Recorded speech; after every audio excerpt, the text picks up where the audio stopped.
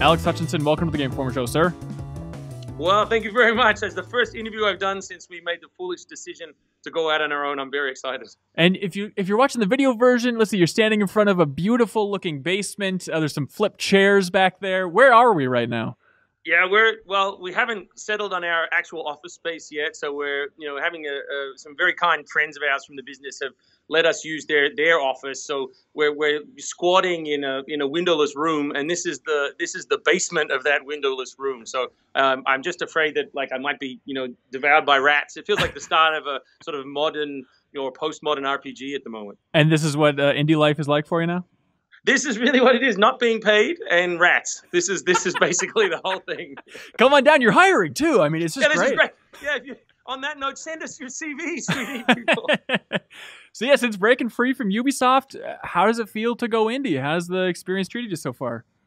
I mean, I was at that point in my career where we sort of joke we're not young anymore, but we're not old. And it just felt really right. So I'd had an amazing time there, but I was starting to feel, the walls closing in around me. So it's very exciting. So even though I'm not being paid, I turned to my partner, Reed Schneider, and I said, we're not getting paid. We're paying the rest of the staff out of our savings. Why do I feel really calm? So it's a bit of an odd sensation. I'm sure that will pass quickly, probably next week. But at the moment, it's a lot of fun. So you say walls closing in around you. What does that mean? Just emotionally thinking about wanting to be more experimental, or? It just means that the big studios and the big companies have a methodology for how they work and the kind of games that they want to make. And they're big budget games. And just like if you were making big budget movies or even writing like within licenses in fiction, I presume you have constraints, you know what I mean? And that's part of the deal. That's why you get paid, that's what the fans want. And it was I'd just done enough of them in a row, I think, to feel like I wanted to be able to just radically change something and not inherit a bunch of decisions, even if they were good decisions, you know what I mean? Just to not have the constraints of someone else's, idea ghost lurking behind me. How long have you been thinking about leaving? I think scarily in this, about 10 years. I first said to Reed, 10 years ago, we should do this one day. And it just, we weren't good enough at the time and we didn't have enough experience. And to be honest, the harsh truth is no one would have given two shits at that point. So, it just felt like finally all the pieces came together. We had some great tech guys. Yassine Riahi, who's joined us as our tech lead, was available. Reed was available. I was available. So the timing was just spot on for us. You say you're not good enough. So it's just a matter of feeling like, all right, now I understand the game industry well enough. I can look at my checking account, see there's enough to get us by for a little bit. Let's go ahead and pull that trigger. Yeah, there's definitely the sad reality of finances where you need to be, you need to know that you can get by for 6 months, even if it's ramen noodles, that you can actually, survive. And, I got a 4-year-old son and a mortgage and, all these horrible, glorious burdens, let's say. But, they need to be taken care of. I have responsibilities. So I needed that sort of runway, but also just on a professional level. It's a really tough business. And I honestly believe you get one roll of the dice. And if we make a great game, then we'll be sustainable. And if we, shit the bed, then that'll be it. So I didn't want to take that risk when I wasn't confident that we had the right crew of people with the right amount of experience to really put something good out there. And so, it's just in broad terms, what are you hoping to make? You're just looking to make something radically different or something in the vein of what you made before? I think I definitely, it's that funny balance where we're definitely leaning on, games we've made before to give us some sense of comfort and some sense of, predictability that we can do it. But we've got a few crazy ideas we want to put in there for sure. Yeah. And the tagline for the studio that we're toying with is incredibly loud and uncomfortably close, which was basically like me at a bar, was what Reed was saying. But I think there's a lot of room for louder, stronger flavors in the games industry right now. Even if the mechanics are relatively familiar, it felt a little bit like. We were making games like it was the music in the 1950s. Like we all had to stand there. We all had nice suits on. We had to have a guitar. We had the hair couldn't touch your collar, and we're all like playing a song. And I just think that's the door is open for punk rock or anything really to come through and tip it over and say no, we don't care if half the audience hates us because the audience is so vast and so big that there's room for all kinds of video games out there. It's interesting. I mean, I mean, the last time we really encountered you was on the Far Cry 4 cover story trip and releasing that game. And I think within Ubisoft, I certainly got the impression on that trip that Far Cry was kind of the punk rock brand within Ubisoft. I don't know how much is just messaging on the top and whatnot. And you look at, Far Cry 4 was a pretty bold game in a lot of ways. And Blood Dragon was not that long ago, but even more punk rock, more abstract than those even. Yeah, well, I mean, I think you're right. Like, that's why that was so much fun, and I'm super proud of that game. And we pushed it about. I think we pushed it about as hard as you can in the confines of a big studio, And it sold really well, and it reviewed really well, and a lot of people really liked it. So it was a very rewarding project. But I think you can cross that with something a little bit more personal as well. So something with a smaller team is obviously what we're working with here. So something that has some elements in it that maybe are not going to be for everyone, but get us excited, get us up in the morning, and hopefully push the needle a little bit. I know I'm talking in general. I'm doing that horrible thing of talking in vague generalities, but I'm like, we're way too early to try and pitch the game. Yeah, totally. So I'm curious. Speaking of broad generalities, directing massive games like Assassin's Creed 3, Far Cry 4. What does that get you when you go indie? Do you just call people up and just list off your pedigree and they say, all right, come in for a meeting?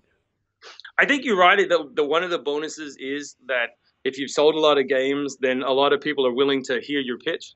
So that's definitely a bonus. And it was another reason why I say 10 years ago it wasn't the right time. I'd worked on some big titles, but now the difference is there's a lot more behind me, and I'm a bit more believable if I say that we've got an idea we think can reach a lot of people. And that's half the battle, to be honest. Half the battle is getting publishers or investors to listen and take an interest in you, and then the other half is also even the fact that you want to have me on the show and have a chat right now means that when we do make something, hopefully people will allow us to pitch it to them as players as well. Yeah.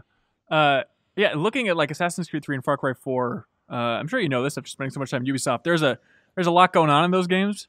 And so just saying that you want to make something loosely in that vein, I mean, that could mean absolutely anything. It's like whatever you want to cherry pick, you could create, the next Sims. You could create this linear adventure game, whatever you want. So what systems are you particularly excited about that you got to experiment in those games where you think that there's still something to experiment with moving forward? Yeah. So I think the things to take from it is not so much the pure content, whether it's a shooter or an action adventure or anything like that. I think the games I've worked on that have been successful, we embraced systemic content very heavily, and we embrace player stories very heavily. So weirdly enough, The Sims and say Far Cry 4, the best bits of them are the bits that give the player tools, put challenges in front of them, and let them mix and match how they want to tackle them, in what order they want to tackle them. And so that's the bit that I believe in, getting out of the player's way. It was amazing for me to watch and to play Zelda Breath of the Wild.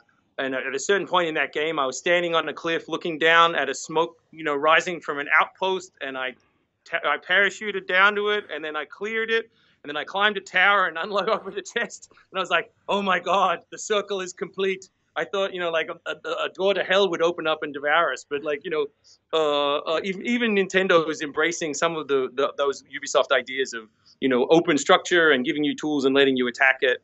It's a terrific game, but it was funny to see, especially for all of us at Ubi who'd been so influenced by Nintendo design philosophy over the year to see. I think a little bit of that's coming back the other way. Yeah, for sure. I mean, even Anuma has said that he played Far Cry 4 as a reference point. It clearly was something the team studied. Which for me at least, as someone as an 11-year-old with the Super Nintendo, made me just go yes. That was that was it. I'm done. I'm going indie now. All the big stuff, it's past me. I'm over it. Nintendo's learning from me. So yes. Have you played a lot of? No, they just fucking touched it. I don't even if they didn't like it. It was like that they played it. They booted the disc. That's all I needed. They booted the disc, and it's okay. Did you play a lot of Breath of the Wild yet? Have you played? I'm about 4 hours in, so I just got to the bit, and I was like, "Oh, I see how they're doing it." I'm super excited because I'm a crazy Zelda fan. I'm the guy with the gold Zelda DS, the gold Zelda, DS Lite, the gold Zelda GBA. So, I'm that guy in my, it's like a shrine. So, and I wasn't a big fan of them since Wind Waker, to be honest. Yeah. and they hadn't given me the same sense of magic. So I've been trying to clear my schedule to have sort of 4 or 5 unbroken hours to sink into Breath of the Wild. So what do you think? What stands out about the design that they went for with Breath of the Wild for you? I think that they gave up control a little bit, which is very un-Nintendo. You know what I mean? Like, it seems like they embraced the idea that the player should be, able to solve puzzles in more than one way, in a way that they hadn't designed. And that for me is really exciting, because I mean they invented structured design basically. So the idea that they would then embrace player narrative to a greater extent, I think for me, there's going to be a lot to learn from in there. So it's interesting you say you're going to learn from them, even though they learned from you. I mean, what are the takeaways? I don't know if it applies to your next project or not, but like when you look at that game, what do you say like, aha, this is something they've cracked that I didn't know before about game design? Well, I think that it's interesting that people have been responding, so positively to that game. I mean, because the franchise is, obviously a beloved franchise, and it's all there. But like you said, there's lots of elements. It feels like, again, I'm not that far in yet, but that they've picked up a little bit of the Far Cry stuff. They've picked up a little bit even of Dark Souls in there. You know what I mean? In the combat, like the idea that weapons have, take up space in 3D, and that, you can mix and match, and that you should use a sharp weapon against some enemies and all that sort of stuff. So I think that there's a lot of things they've picked up, but they've delivered in a really charming package, and a really tight, polished package that still doesn't feel random. You still feel like you're achieving something and moving towards a goal, which I'm very curious to see how they pull off. Yeah, I remember on the Far Cry 4 cover story trip, I think you might have even been talking about AC3, but your interesting vantage point where you said like when you join a team, there's only a certain amount of time where you can change the direction as a fan before you just grow numb to all decisions. And when I play Breath of the Wild, I think of that. It just feels like it took like the broad concept of an open world and just came at it from a different angle. And so I'm curious specifically like what you think about their sense of open world design, and if it made you rethink anything that you thought you had learned or you had learned during your time at Ubisoft. The Ubi philosophy, and I guess that, if I can say that, but at least in the way I interpreted it and the way, the teams I was on, we tried to apply it, was kind of a combo of, an open world where there were, say in Far Cry, outpost towers and other features you can tackle in any order, in any way you want, in any time. But then driving through the middle of it is an essentially semi-linear narrative. You know what I mean? And the sort of bet was, especially with big games, you have big audiences, and you have all kinds of different mouths to feed, and so you're trying to get both basically all the time. And so I'm curious if they managed to solve the sort of inherent tension between those, because you'd always feel the people that preferred the open world, that wished it was all like that, but then if you didn't put in some kind of direction, it felt meandering and purposeless. So that's the bit that I'm most curious about. It seems like, I understand you're very early in the game yet, but it seems like they've really, I don't know, captured the magic of meandering. And I don't know how much is just, love for Zelda, so it imbues the sense of magic in the game. But that's what I'm trying to understand, is like a game like Far Cry 4 versus the open world of Breath of the Wild. Far Cry 4, there's so much to do in the open world, but it's just a matter of how it's presented. And with Breath of the Wild, it's very subdued. They don't shove your face in anything. There's no icons popping up all over the map. Is that just a completely different perspective on the concept of an open world? Do you ever think, like, what if we took a different path with Far Cry 4 and had no icons on the map and just said, hey, go explore, have fun? Yeah, I think it's a fascinating look at how a relatively minor decision can have big consequences, because like you said, the actual content is not radically different. It's just that one is saying, you should go and check here, you know what I mean? Yeah. And the other one is saying no. And we tried on Far Cry 4, you can remember the sort of, the question marks on the map, like the idea that we would sort of take a half step towards it, of like you could figure out that something was there but you didn't know what it was, and then you've got sort of like Skyrim, which is the halfway house, which is you have to first uncover it, and then you get the map marker, and then when you get a quest it will tell you where to go. So there's everyone's trying different shapes of it. I'm very curious about how that would have fared in another franchise, though. I agree with you. I think there's something about those big beloved franchises where you got a bit more room, I think, from the audience. They desperately want to love it coming in, so you can push them pretty hard. Interesting angle. So I mean, bold new age for you, experimenting, going indie. Do you feel like you're trying to capture some of that enthusiasm for the new IP or the mysterious project you're working on between your time with AC3 and Far Cry 4? Were you trying to push in a similar direction back in that era? I think yeah, a little bit. Like again, you get like I said, you get on a new franchise with a new group of people, a new set of challenges, and there's a big moment of excitement of what can we do with this? Where can we push it? The fun bit about a new studio is day one is absolutely nothing. Like we were building IKEA furniture. You know what I mean? It was kind of fun. And the idea that yes, quickly some decisions are going to carry weight. Like there's something silly like if we make our first game third person or first person, then that technology pipeline and that sort of learning and the people you hire, you're kind of going in that direction. And I think you see big successful studios, whether it's say id or Bethesda embracing first person, or you see BioWare embracing RPGs. Like some of these big decisions about genre and perspective, once you make them, I think you're going in that direction. So they can be easy to call, but there's a level of commitment to it in the long term, because I think all of us are kind of hoping this is our job. You know what I mean? Like we're not that young, so maybe this is it. Like if we can grow a healthy company, then we can stick with it. Yeah. So I mean, it just seems like all the money floating out there is in VR. Do you have thoughts on the VR realm right now? I think I said on Twitter and got into trouble for it, but I think VR is everyone's favorite $0 billion industry. Like the no one's made any money on it. It's attracted, if you look at the people it's attracted really amazing technologists, because it's an amazing piece of hardware, but it's really a solution in search of a problem. It's not like I have this amazing idea and the only way to express it is through VR. It's that look what VR can do. Surely there's an idea in here that someone could make.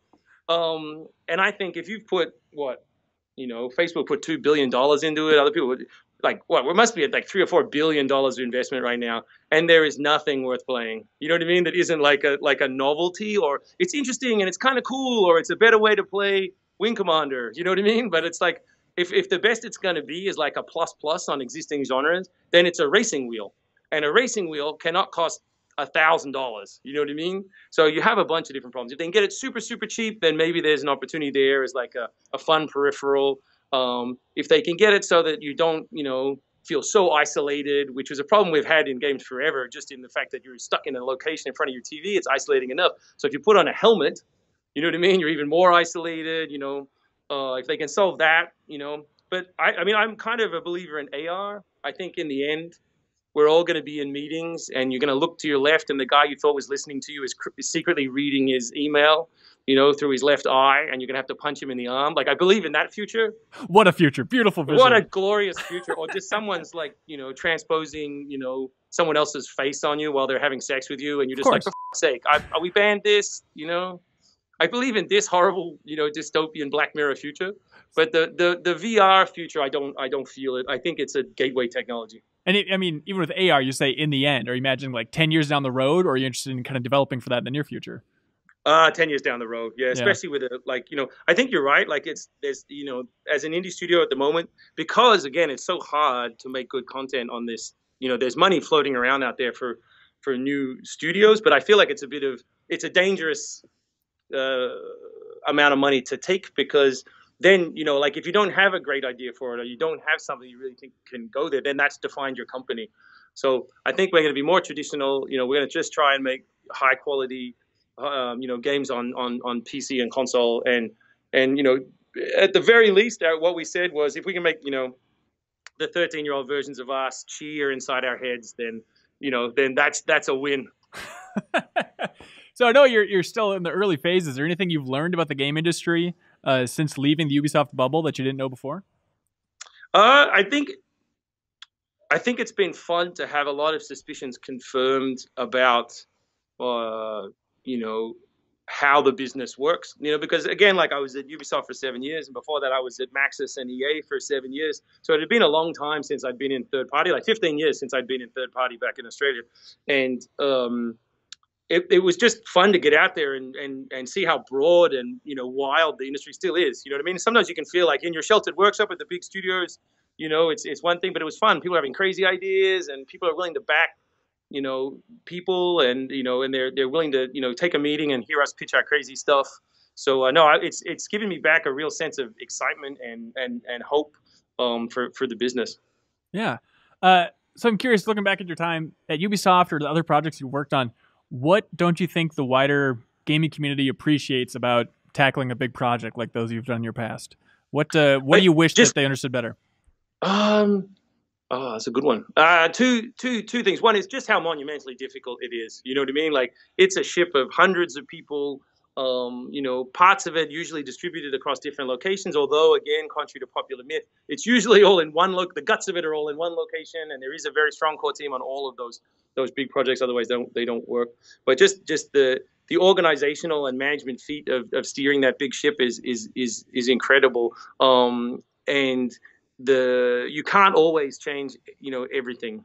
Like, I know a lot of people think, look, it's so obvious in retrospect, just move that over. But usually, and I'm sure if we could think of some examples, but usually there's 20 reasons why in sequence that was the way it was, and we're sort of stuck. But just it's a monumental task. And whenever I walk into like a Guardians of the Galaxy or a big Hollywood blockbuster, I can almost see the thousands of wheels behind the screen turning that sort of got that thing to work. So I'm always impressed by big projects, and I think in the games business, because it's also involving technology, it's even harder. Yeah, I mean, you say there's some things that people say it's so obvious. Like, I remember on the Far Cry 4 trip, you talked about Assassin's Creed 3 and how, in retrospect, you wish you guys would have tackled like 15% less. Yeah, but that's just one of those things that you don't know until the final month of crunch, where it's like, this is shaky, this is too wobbly. Yeah, it was just. I mean, the thing that that bums me the most about AC3 was just we needed like 3 weeks to cut it down. You know what I mean? Like, because we stood it up late, and it was so monstrous. And so our initial back of the envelope estimates about, well, this will be about an hour, and this will be about 2 hours, and then you'll be in the main game, and everything will be great. And we've done this cute head fake at the start of his dad and all that sort of stuff, and then you're like, holy shit, it's 6 hours long, and you're like, it's too long. And you're like, yep. And you're like, well, can we cut that wholesale? Then you're like, well, then the narrative makes no sense. And you're like, oh God, all right, can we cut this bit? And then you're like, well, then we haven't tutorialized all these 4 things, So there's always reasons why, without like, another, couple of weeks work, it's super hard to make simple cuts. And I think that's a funny one too, because like in the end, Hatham appeared in other games. He's been like a really popular character. People used to send us T-shirts of Hatham. So the big idea that we had worked, which was like, let's surprise you with something. We have a big marketing campaign. You're gonna read everything about the game possible that we wanted to hide. So let's hide something right at the start to wake you up. We had another problem, which was like, you're always killing these Templar targets in the game, but you have no empathy for them and you've never met them before, so they could be anyone, And so we're like, well, what if you hire them all at the start, and then there's a double twist that he's your dad and he's a Templar. Holy shit. Sorry, spoiler. I should have said spoiler. You're fine. Don't worry about it. I guess like there's a 6-year moratorium on yeah, I think you're pretty safe on that one. Well, but you know what I mean? Like that also. So I think the guts of the idea were really good, and exciting. It's just that we needed to cut an hour out of it. So I'm trying to figure out, like, what is the lesson there? Just try and do crunch earlier so you have that time for a second draft and make some drastic cuts right at the finish line? No, I think what I felt the learning from that was, and we applied it to Far Cry 4, was just cut early and cut hard. You know what I mean? So like as soon as you get a faint whiff that you're going to be long, remember that you're probably even 3 times longer than you thought you were going to be, and just cut it out. So like we cut out probably 20% of the missions in Far Cry 4 with 6 months to go. Just because you could project and say, wow, there's some custom stuff in here that we're not going to be able to build, and we're not sure of it, so let's just kill it and focus on the stuff that's coming together. Someone said something I thought was really interesting, and I wish I could attribute the quote, but when something's going well and something's going poorly, people often say you double down your effort on the thing that's going poorly to fix it. And what you actually should do is kill that and double down all your efforts on the thing that's going well.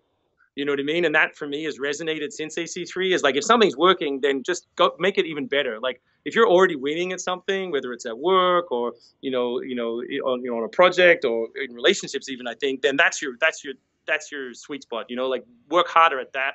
Don't try and learn how to do something you can't do.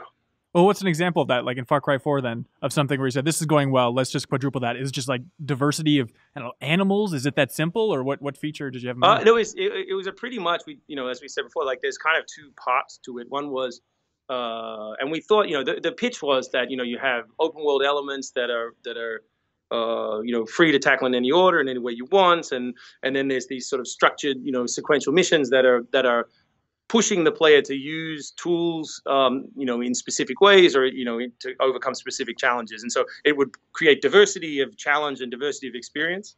And so the open world was going amazingly well, and some of the missions just weren't coming together. And so you would have thought like, oh, we need both these things, so let's double down, our effort on the missions. And actually, we just realized we can probably cut 4, 5, 6 of these missions, and preserve all the open world, which is going really, really well. And I think that was the right decision, because the satisfaction of of players on the open world was really, really high. Yeah, for sure. And then it leads into Zelda. Just pure open world. Yes. That's all you need. Yeah. So I was just thinking about something recently, and you've kind of touched on it, but I'm just curious if you can clarify something. Like, I hear from developers all the time, a lot of reviews are not surprising. We know what the major complaints are going to be about this game. We know it better than anybody right when it launches. But then I also hear, on the other hand, people saying, we have no idea what the wider reaction to this game is going to be. Is there any way those two can exist within the same world and within the same game as it's releasing? Is it always doubled up that way? Or do you have a good idea when a game's going out the door exactly what the reaction is going to be and what all the problems are? I think I would say, like, you if you've got something that's a feature or a mission or something that you feel really strongly is good, if it's your sort of game, you're probably right. And any bits you're afraid of, you're going to get beat up on. When you think, oh, maybe they won't see that, they're going to see it within 6 seconds. It's going to be on YouTube. You know what I mean? Like, everyone's going to see it. So I think you're between your fears and your excitement, you sort of have both.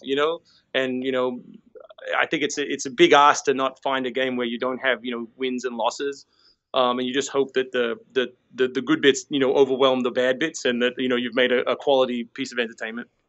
So you just don't have a sense of, like, people can have little complaints, but whether or not the game still feels magical and feels like this thing that really surpasses all the little complaints. Well, I think that there's a tipping point. I don't know where you would put it, but I always say towards the end, because there's always issues. Someone will say, look, I noticed this little bug, or I noticed this little issue, we need to fix it.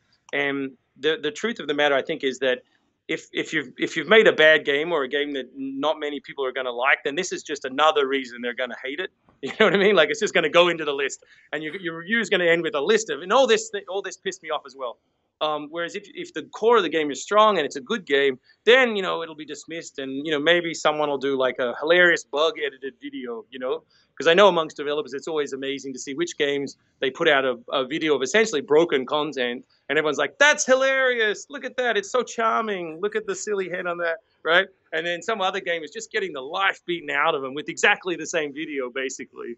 And I always think it's just one of them got love before that. You know what I mean? Like, everyone has flaws, so if you love them, it's just funny, that's just silly, just being whatever. Whereas if you don't like them, it's just you add it to the list of reasons you despise them. How much of that is PR and messaging? Very little, I think. And that's another reason I believe, well, I think PR can muddy the waters. Like, I don't, you probably figured it out by now, I don't particularly like the layer of people between the dev team and the audience, which is another reason that I'm excited to try this crazy indie experiment, where we can just have opinions, and it's okay for people to disagree with you. You know what I mean? Like, I think there's still a fear in the games business that you say anything that someone might disagree with. And you think that, well, that's going to happen anyway. But if you force the dev team to have, manufactured opinions, then not only are they going to disagree with them, they're going to come across as disingenuous. You know what I mean? So then they're going to disagree with them and hate them, which is amazing. Like, now you've created this situation where no one likes the dev team. And most devs, believe it or not, it's not a job you do to get rich. It's a job you do because you love it. So, getting beaten up by the internet is never a pleasant experience, even for the most, grizzled of game dev veterans. You've been beaten up by the internet a few times. You can withstand you take it. your licks, but yeah, then again, some of them have been very nice. So, it's like going home for family Christmas. Let's see. What do you want to talk about? Oh, because you worked on Spore, speaking of taking a licking from the internet, I'm curious what your thoughts are on No Man's Sky, that entire saga. You must have followed it somewhat closely, right? Yeah, and I did have some extra empathy as like Sean Murray's an Australian, so I was like, oh, I should have written him like on Australian government letterhead letter, dear Sean, this is what is coming. Um, I think it's funny too because like I mean, Spore turned up again like in the top 10 games on Steam like 6 months ago. Like it's crazy. Like What? it still sells. Like it's super funny that game. And again, like there's always like there's the video game buzz iceberg sort of like the top 1%, which is the loudest and everyone hears it, and then there's actually what's going on. And you realize that like 90% of the people that buy a game don't look at the internet, you know what I mean, or like don't really get involved in the online debate. So some games, if they miss the loud 1%, and that's a very homogenous audience, you know what I mean? It's very male, it's very like 18 to 35, it's all that sort of stuff. But like lots of games can do very well outside that audience. So my feedback to the No Man's Sky guys would have been, if you make a toy, you're probably going to be okay, because Spore did really well, and it's scary that it came out long enough ago that I've hired people who played it in high school, and that was scary to me. But they were like, "Hey, this was great. I made lots of things." And so the people who just treated it like a Maxis game, like a toy, really liked it. And the people that went in expecting a game, which was kind of crazy to us, seeing as Maxis had never made a game as far back as Weird. it went. Okay. Even SimCity, the closest thing is really just a simulator toy, right? It just breaks itself over and over again, and you have to set your own goal. There's no end to it, no win state to it. It's really player driven. Um, and I think they were trying to do the thing that sort of hurt Spore a lot as well, which was try and put a game layer over the top of a great big toy box of surprising and charming content. And I think in the second bit would have been, and it happened on Spore as well, although I think we felt it coming a bit towards the end, where the hype was just so insane that you can't win. I mean, even if you'd cured cancer, like if someone had written in and said, playing this game, it cured my son's cancer, it still wouldn't have been a good thing. It wouldn't have been enough, like it's just too hyped. So that just comes down to messaging again, doesn't it? Yeah, and allowing that hype train to get ahead of you, which is really irresistible too, because it rarely happens. And sometimes when people are legitimately excited about something you're working on, it's really hard not to get into it and be excited by it and be hopeful about it, essentially, right? And then everyone else is they're not hearing hope, they're hearing sort of the list of features in their mind. Peter Molyneux is another one who talks hopefully, but people see the deliverables list whenever he speaks. Yeah, I'm trying to figure out how do you make a bunch of people in the gaming community excited for a toy? Like, is it just every interview you do just emphasize we're not going for a full game, this is just a fun little experiment? I think of like something like Everything, if you saw that recently released on PS4, coming to Steam soon. I guess that conveyed it pretty well, but does it just come down to constantly reinforcing that idea that, hey, don't think of this as a game? I think, yeah, and it depends which direction, or sorry, I guess where the hype occurs in the timeline. So say The Sims, it launched, and I remember one of the great EA legends at the time was the marketing forecast for The Sims was 350,000 copies. And they were like, it's not going to sell, fuck it, 350,000 copies, that's it. And so when it came out, it was kind of went clunk, you know what I mean? And like another one was the initial release of The Sims. Like, I'll probably screw up this bit, but they had a deal with a German, because they had no marketing support, nothing. They had a deal with a German architecture magazine, right? And so this strange German architecture magazine, which went defunct like 6 months after it launched, had 1% of the gross of The Sims. What? So there's some crazy German out there on a yacht right now going, it's wonderful, wonderful, loves The Sims. Wait, how does it go defunct with that kind of slice of the pie? Yeah, it's insane, because they thought 350K, who cares? Like, give him 1%, maybe we'll get another 10K, right? But anyway, and the hype on that one built organically with the product in the marketplace. So more around the community and people telling each other, this is what's cool about it. It's a toy. You can build a house, do what you want, right? I remember a kid at school saying the same thing to me about SimCity, which is, part of the reason I was so excited to join Maxis was I remember being given a game called SimCity, and I literally said, what is this? And he said, it's a game you build a city. And I said, how on earth can this be fun? Like, what on earth is this? And he was like, no, trust me. And so I took it home on my Amiga 500, plugged it in, and it was amazing, and it built organically from there. Whereas I think both No Man's Sky and Spore, the hype machine was so far ahead of the game that all the joyful parts, the scale of the No Man's Sky universe, or, the endless zoom of The Sims and the creature creator, all the joy of that had been spent before anyone got the game. you know. So both had these amazing things in them that you were like, yeah, I can make any creature in the world that I want. Yeah, I don't care. I saw that. Show me else, you know. Oh yeah, it goes, but you see the planet. Yeah, I don't care. And you're like, holy shit, man, like. Any creature, stop and think about that again. Yeah, right, man, take a step back. It's pretty cool. But like, and so the people who got bored of the idea in 2 years of hype, you know, had one reaction, and then all these other kids who just got it at school, who, that's what I'm saying, they were like, hey, I really liked it, that was great. Or people who took it home to their kids, we saw that one as well. There's still kids. I mean, you can load up the Sporepedia right now, and there's like, you know, there's tens of thousands of creatures still going up every day. It's crazy, that thing. Only 60% of them are penises too. I mean, still the ratio There's isn't very bad. few, and I'm allowed to say the dick creatures dominate the universe. That was always true. I think, you know, there was always time to crate. You know, there's that metric, time to crate in video games. Mine is, if you have any sort of UGC, it's time to dick. Like, that's how flexible is your creator stuff. How quickly can someone make a dick? TTD, of course. Yeah. It's a good metric. You're a flexible tools. So, do you think there's just more room in the industry right now for toy-like experiences? I'm trying to think of the through line between something like your time with Maxis and then even embracing the open world of Far Cry 4. There's a certain toy-like aspect to that as well, right? Yeah, I think the most exciting thing to me is that I think people are finally, because the unifying element between all of those is that they embrace the interactivity over the narrative. You know, the best parts say, what is it that makes a video game special? It's that it's it's interactive. I don't even think it's that it's a game. I still think we're sort of saddled a bit with that term, but that it's interactive. You know, like, I make the decisions, I deal with the consequences. You know, I build something. I try to overcome something. And the more open we get, and you know, this brings all the way back to the Zelda conversation we had a minute ago. The more we're true to ourselves, and the more powerful we are. You know, I'll always believe that. You know, the best stories are forever going to be a book or a movie or a TV show, you know, or a comic book. These are nice, authorial, linear media. The idea that we would do it better, but that you can with everything that we do at any point just makes no sense, right?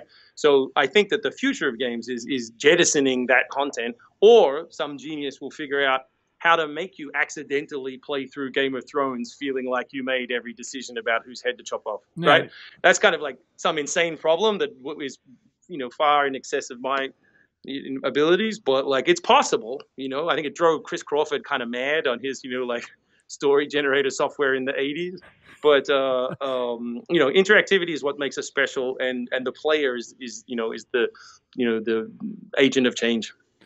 Do you think there's always been a frustrating push and pull between the narrative team and the gameplay design team in your history of the AAA experience? Is it like, hey, narrative guys, just go make a film already. Just let us embrace this game. I think for sure, if you get people who aren't comfortable with that, there is, you know, like, if people are like, wait, no, like, they're messing with my narrative. They're not doing it. They're not playing it the right way. They're not doing the right thing. That's definitely it. But there are great, you know, writers out there. Darby McDevitt, who I was working with at UB right before I left, he's terrific. Where they understand, if they come from the design side, they understand the power of the medium and when to get out of the player's way, and, you know, when to provide them some more structured content. So I don't think it has to be that way, but I think historically, for sure, there's been challenges. Yeah. So anything else that really stands out when you look back on your experience in AAA games? Anything that's especially interesting that you find yourself thinking about quite a bit that you don't think the wider world knows about? On a personal level, I just look back, you know, now you get a bit of headspace and realize how lucky, you know, I was to get, you know, to have, you know, far smarter people than me give me the opportunity to play with their toys. You know what I mean? Like, yeah. So like, come in and steer a big ship and in different countries and, you know, different groups of people. And we had enough success to sort of keep going. So that's super satisfying. And it gives me, you know, when I'm lying awake at night thinking of my, you know, decreasing bank account, then, you know, I think, well, you know, at least we had some good times. We got to that point. So that's one, I guess. Like, you know, I think when I left Australia in the start, you know, 2002 or whenever it was, if someone had said, "Oh, you'll get to do a couple of big AAA blockbusters, and they'll both sell more than 10 million copies, and they'll be about 85 Metacritic," I would have said, "Holy shit, that sounds pretty good." And then I get cancer, right? That's what happens right after that. So of course, yeah. So no, it's been a fun ride, but it's I'm really excited to try something new. Yeah, for sure. Well, hey, anything else you want to say? Anything else you want to get off your chest that you haven't been able to say in interviews for the last 15 years? So much, but I'll save it. I'll force you to get me back on, and then we can. All right, that sounds good. Any thoughts on Bayonetta 2 you want to share, and the storytelling of Bayonetta 2? Or? I will say that I went to Osaka and got absolutely faced with those guys Oh, after really? that interview. So yeah, the funny thing about it's the same. The funny thing about the business is that developers get the process of interviews and developing and all that sort of stuff. And so a lot of those things on the internet have a different flavor than they do in person. So I was down there with JP Kellum and the guys from Platinum, and yeah, like we drank some very, very, it turns out that the Japanese make amazing scotch. So yeah, that was a pleasant experience. What did you learn from that experience? Was the takeaway like, oh, these are good guys, just the narrative comes across in the most funky, convoluted way in the game itself? Oh, I think they understood that the point I was trying to make wasn't that one was better or worse. It's that they were similar and were treated differently outside of it. You know what I mean? And that was the bit that was bugging me, you know?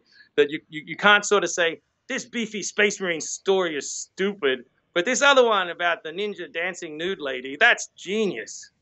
You know what I mean? Like, it just doesn't, you can't do it. You have to pick. So what was their perspective on that outside world taking it differently? Did you learn anything about Japanese culture or anything from that exchange? What's funny about that? Not really, because those guys are as loud as I am. So like, it's funny, like those guys from Platinum, like are a big fan of like statements and, you know, and having opinions, which I think is a lost art in the video game industry. So no, they just thought it was funny. You know what I mean? Like they were laughing about it. So I learned that, yeah, they, you know, those guys at least have a really good sense of humor. Okay, fantastic. Well, hey, I'm really looking forward to seeing what you guys crank out over there at Typhoon Studios. Thank you, sir. It's been a pleasure. Yeah, absolutely. Hope to have you back soon, so stay in touch. Thank you so much for watching this excerpt from the Game Informer Show podcast. You can click right here if you want to subscribe and listen to the audio version of the full show. Full episodes air every Thursday, and they feature Game Informer editors sitting around talking about the biggest reviews, previews. We talk about exclusive impressions of Game Informer's cover stories. We have long-form developer interviews, everything that's great in gaming. So every Thursday, be sure to check it out.